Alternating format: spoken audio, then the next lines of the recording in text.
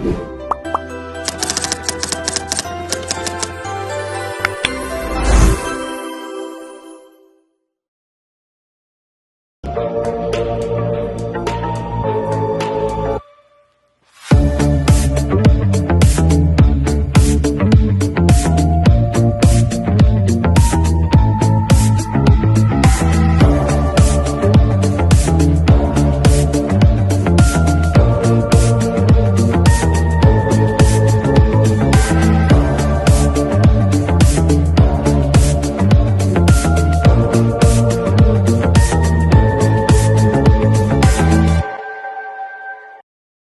teman-teman, di video kali ini kami akan menjelaskan materi tentang DNA dan juga RNA.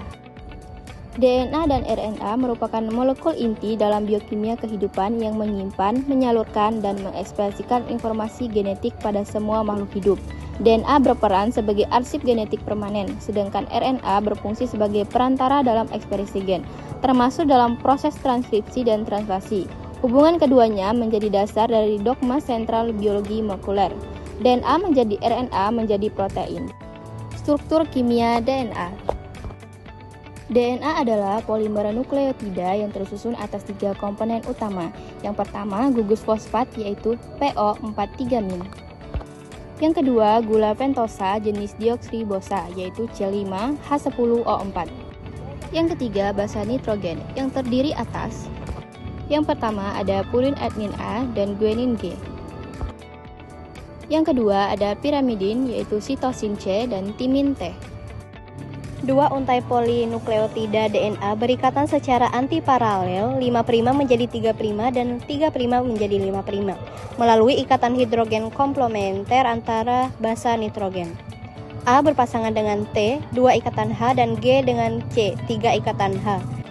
Struktur ini membentuk double helix yang pertama kali dijelaskan oleh James Watson dan Francis Crick berdasarkan data di praksi sinar X. Rosalind Franklin. 3. Struktur kimia RNA. RNA memiliki struktur yang mirip dengan DNA tetapi dengan 3 perbedaan utama. 1. Gula yang digunakan adalah ribosa bukan deoksiribosa. Yang kedua, basa timin T digantikan oleh urasil U. 3. RNA umumnya beruntai tunggal single stranded meskipun dapat membentuk struktur sekunder seperti loop dan hairpin. RNA berperan dalam transkripsi dan translasi dan terdapat 3 jenis utama. mRNA membawa informasi genetik dari DNA ke ribosom. tRNA mengangkut asam amino sesuai kode mRNA. rRNA menyusun struktur ribosom dan berperan dalam katalisis pembentukan ikatan peptida. 4. Replikasi DNA. Replikasi DNA merupakan proses duplikasi materi genetik agar dapat diwariskan ke sel anak. Proses ini bersifat semi-konservatif, artinya satu untai lama menjadi cetakan bagi pembentukan untai baru. Enzim-enzim utama yang terlibat meliputi helikase membuka heliks ganda, primase membentuk primer RNA, DNA polimerase menambahkan nukleotida baru ke untai yang sedang tumbuh, ligase menyambung fragmen Okazaki pada untai lagging. 5. Transkripsi dan translasi. Transkripsi adalah proses penyalinan informasi dari DNA menjadi mRNA di dalam nukleus dibantu oleh enzim RNA polimerase. Translasi terjadi di ribosom, di mana mRNA diterjemahkan menjadi rantai polipeptida. Berdasarkan kode genetik 3 basa yang disebut kodon. Contoh kode mRNA AUG asam amino metionin. 6. Hubungan DNA RNA dalam dogma sentral. Dogma sentral menjelaskan aliran informasi genetik. DNA replikasi, RNA transkripsi, protein translasi. DNA menyimpan informasi, RNA menyalin dan mentransfernya, protein mengeksekusi fungsi biologis. Kesalahan dalam replikasi atau transkripsi dapat menyebabkan mutasi yang berdampak pada fungsi protein dan dapat menimbulkan penyakit genetika. 7. Aplikasi biokimia DNA dan RNA. Pengetahuan tentang DNA dan RNA digunakan dalam berbagai bidang bioteknologi modern. Rekayasa genetik, PCR, untuk aplikasi DNA, CRISPR Cas9 untuk menyunting gen, terapi gen dan vaksin berbasis mRNA misalnya vaksin COVID-19. Selanjutnya yaitu kesimpulan. DNA dan RNA adalah molekul fundamental yang menentukan identitas biologis setiap organisme. DNA berfungsi sebagai gudang informasi genetik, sedangkan RNA bertindak sebagai jembatan dalam ekspresi gen menuju pembentukan protein.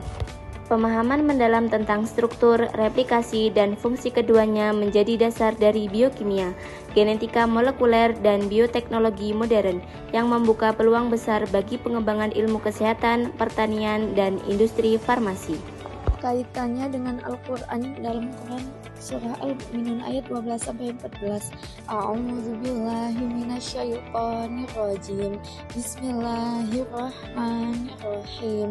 Walaqad khalaqnal insana min sulalatin min tin.